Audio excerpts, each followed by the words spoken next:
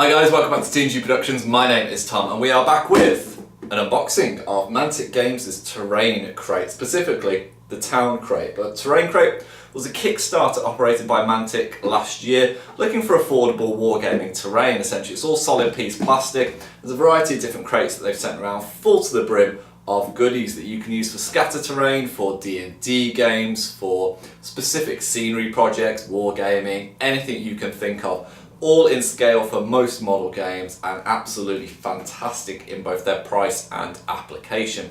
Now, Mantic made these after a phenomenal kind of fan support from their Dungeon Saga game, where lots of people for add-ons to the Kickstarter wanted more terrain, so Mantic made some plastic doors, and after that they've kind of just really snowballed, and now this one is full of all manner of things like blacksmith resources, library resources, and you've got things like hordes of gold and that for dragons in the other boxes, tons and tons and tons. And it seems that Mantic are going to be scaling this and perhaps even looking at doing sci-fi versions in the future.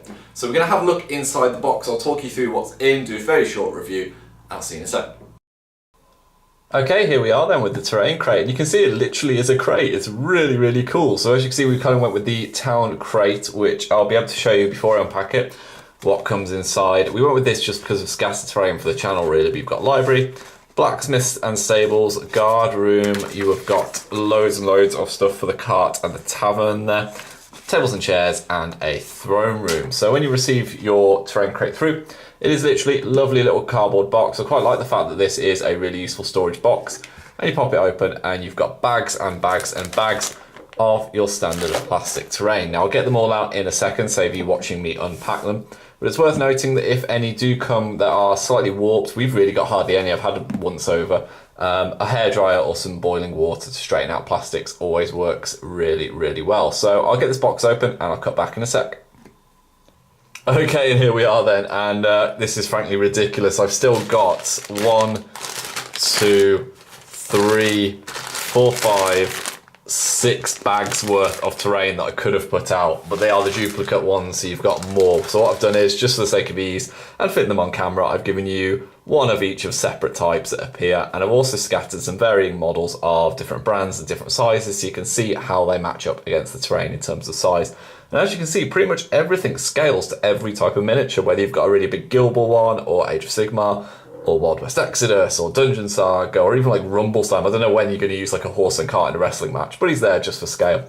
The other thing that I really liked about the Terrain Crate is that at the bottom of the box, you also get some card dividers, which allow you to make even easier, shorter work of storage. So all I'm going to do, rather than going through every single piece, because I'm sure you can see it for yourselves, is just pick out a few individual ones, talk through the build quality. I haven't done anything to them yet. You can see there's 1 or 2 pieces that need a little bit of hairdryer treatment, but pretty much everything has came out beautifully. So I'm just going to get my cheat sheet just from over here, just so I can make sure I talk about the right kind of areas. But I'm just going to start with my favourite pieces, because it's easy enough. My favourite immediately is this Blacksmith Forge. And as you can see with the Terrain Crate, largely, oh, it's even a little bit hidden behind. A wheelbarrow, everyone loves a hidden wheelbarrow. As you can see, pretty much all of it, solid plastic. From everything we've seen so far that we have used from Mantic, from the Dungeon Saga kit all the way until these hay bales, which we've actually used in our Walking Dead battle report. You'll see one of those come up a little bit later. They take paint beautifully well. They're hard wearing, really easy to paint as well. Dry brushing, and you know, you guys probably know me by now, I'm not the greatest painter in the world, so dry brushing actually comes out beautifully on these. Something like this fireplace here, just make sure we're getting lovely focus. You can see it's got lovely depth of detail inside and out. Now on the back, they're pretty flat, there's no texture there because they are designed to obviously sit against a wall or against a platform, but there is nothing stopping you, if you have more than one, from doubling up or putting it against a wall or something like that.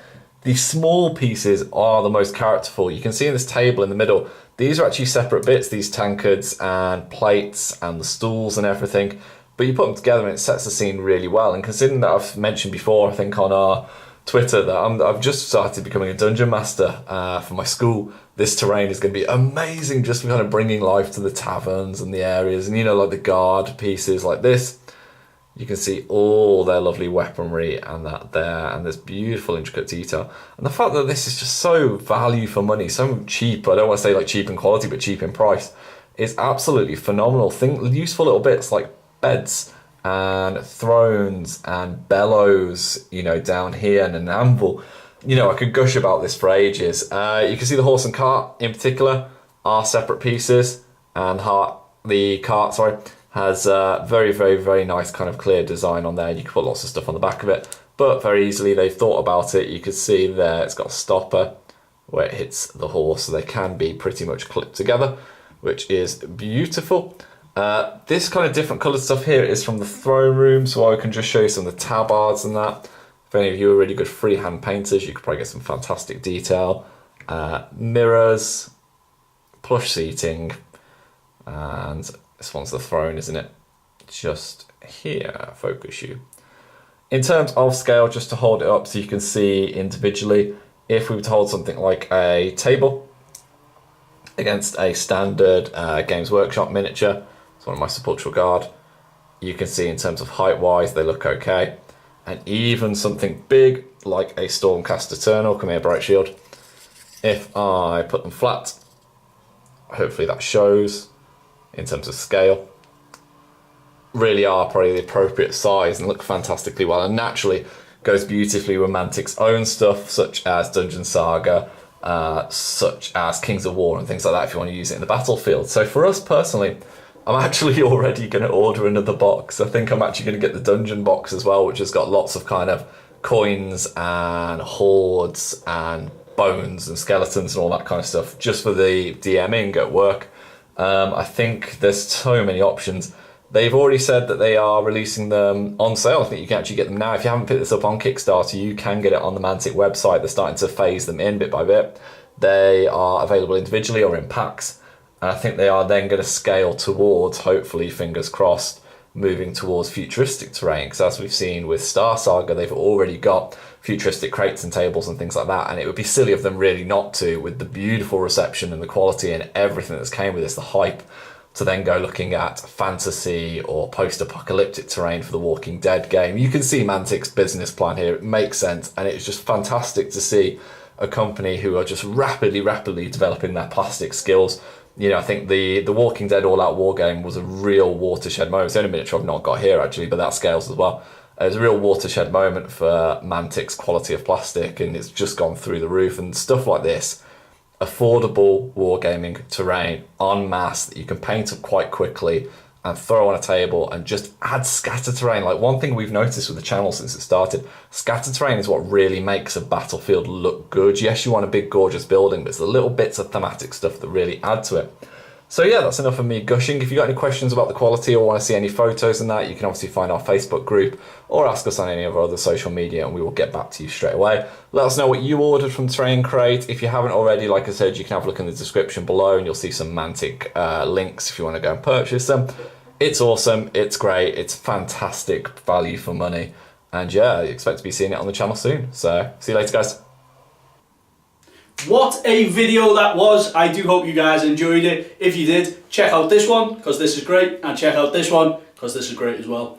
If you enjoyed those videos, there is a link in the description below to our Patreon page. If you want to support us, it's greatly appreciated. Thank you.